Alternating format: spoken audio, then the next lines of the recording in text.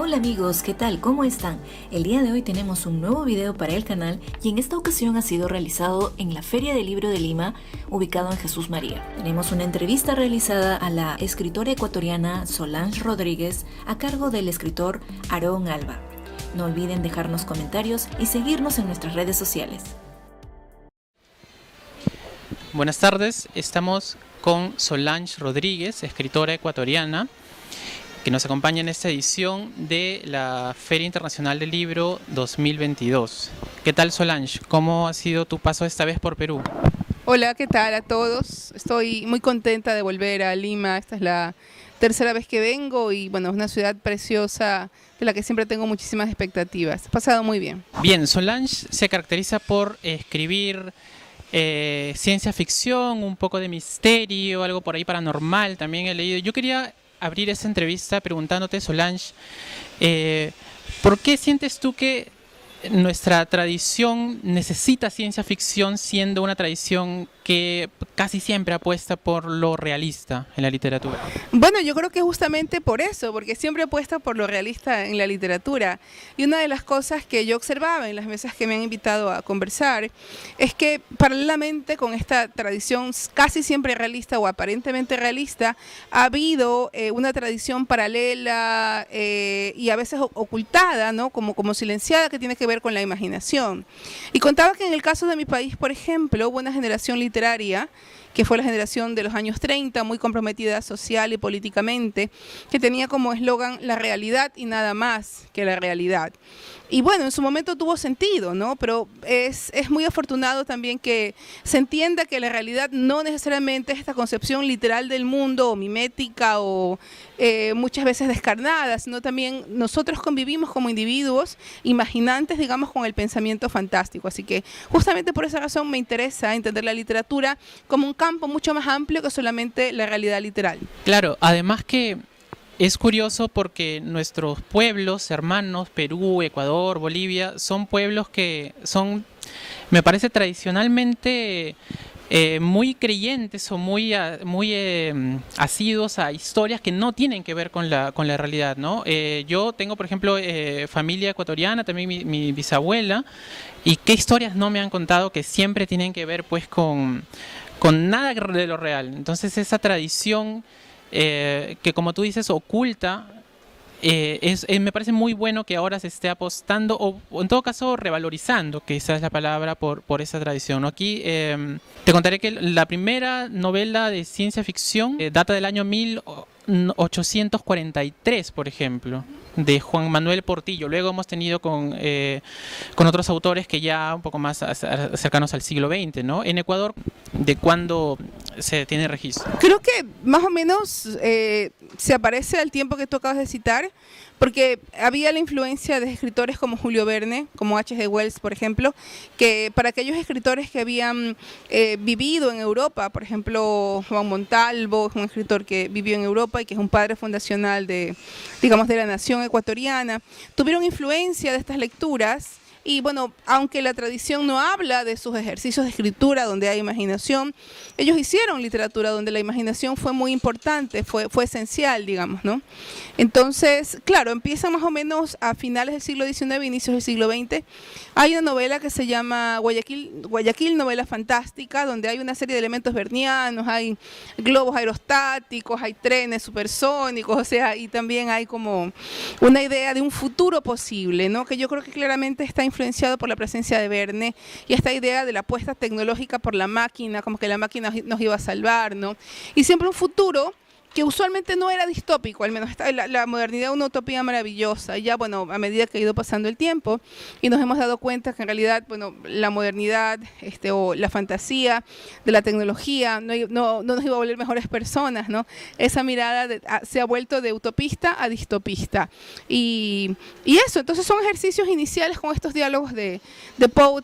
Bueno, Poe también, de hecho hay un cuento que se llama Gaspar Boldín, que es de Juan Montalvo, donde aparece el tema del vampiro, el tema del monstruo. O sea, hemos seguido en nuestra literatura siempre con esta presencia, pero te decía, como ha habido otros temas que el canon ha revelado, con mayor fuerza.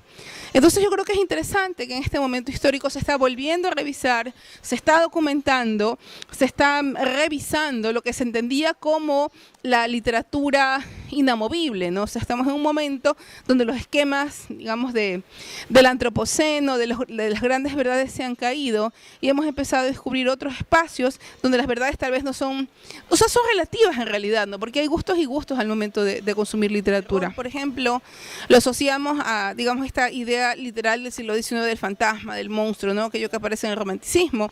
Pero a medida que también el tiempo iba pasando, esta idea del miedo y el terror se ha modificado y está más bien próxima a lo realista, ¿no? O sea, todo el mundo teme, me estaban diciendo ahora que estaba acá en Lima, que cuidado con las motos, ¿no? O sea, que no saca el celular y estas motos aparecen, y no, ten cuidado, oculta, que no te vean.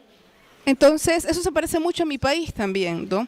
Entonces, hemos trasladado ese miedo, que antes era un miedo sobrenatural, a un miedo mucho más próximo a nuestra realidad. Pero eso no quita, como te digo, el hecho de que todo el tiempo estemos conviviendo con nuestra imaginación.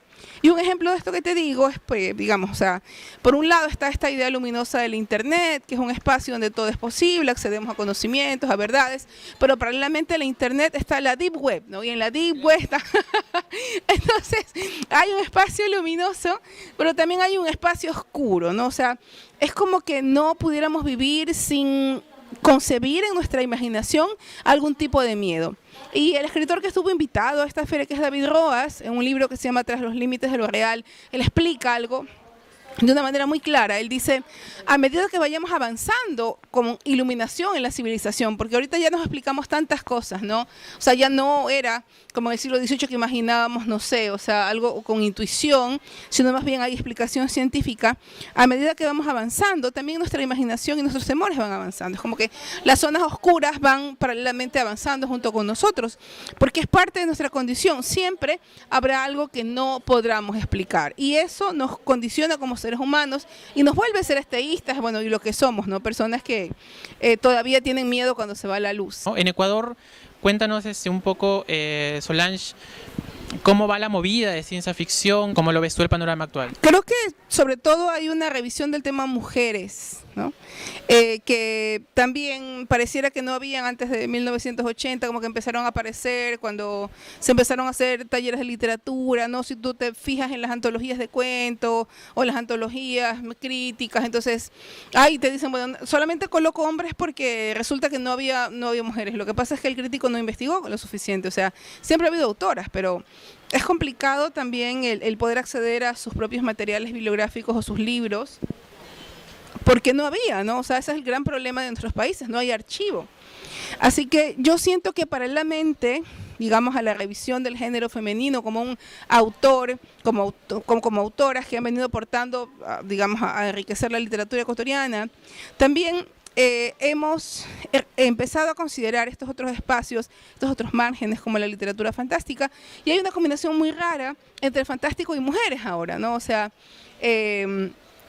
producto de algún fenómeno histórico que tampoco alcanzo a entender completamente, ¿no? Pero yo creo que tiene que ver, como te decía, con la caída y la reconsideración de estas grandes verdades, ¿no? El canon tradicional ha sido revisado y yo siento que hay mucha literatura fantástica que se vuelve política, que utiliza la metáfora de lo extraño, de lo fantástico, de la ciencia ficción para contar y para develar y para criticar ciertos status quo que tienen que ser justamente cuestionados. Y bueno, quería agradecer la invitación a la Feria del Libro de Lima. Siempre será un privilegio poder venir a hablar justamente de literatura ecuatoriana, ¿no? Es importante, es muy importante el volverse representante o tener la voz a nombre de un país, ¿no? Y tener la atención a nombre de un país. Entonces, me siento profundamente involucrada y también muy responsable de que en este momento las mujeres estén trabajando con tanta fuerza una literatura de tanta calidad, pero también que quede claro que siempre lo hicieron, ¿no? Y sin quedarnos solamente en digamos, acusar, porque muchas veces el género masculino se siente acusado, ¿no? Nosotros no hemos hecho nada. O sea, el punto no es ese, el punto es que es maravilloso que empiecen a haber lectores interesados en revisar y en consumir una literatura de mujeres y salir del prejuicio de que no es un asunto de género, ¿no? O sea, no se habla de cocina, no necesariamente se habla de maternidad o de tejido, o sea, estamos hablando de temas universales.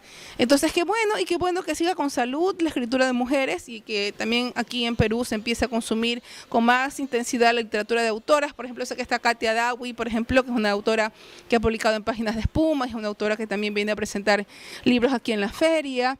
Entonces, eso, y también me encantaría decirle a los lectores que es importante que consuman géneros que no sean géneros tradicionales, que está bien que lean de todo, cómic, manga, japonesa, terror o romántico. Es importante que haya lectores de todo, ¿no? Y hay que, bueno, a veces no hacer caso necesariamente a lo que nos dicen en el colegio que hay que leer, hay que hacer lo que uno sienta que tiene que hacer en cuanto a la literatura. Desde Ecuador quisiera enviar un gran saludo a los amigos de Cuenta Artes y agradecerles por esta entrevista que acaban de realizarme y decirles que mi libro, Un Mundo Raro, que acaba de salir por la editorial española Inlimbo, está en el stand 135, así que si están interesados en ver qué se hace en el Ecuador en este momento, pues invitados a adquirirlo y bueno, continúen leyendo y continúen amando el arte. Gracias, Aarón. Muchísimas gracias a ti, Solange.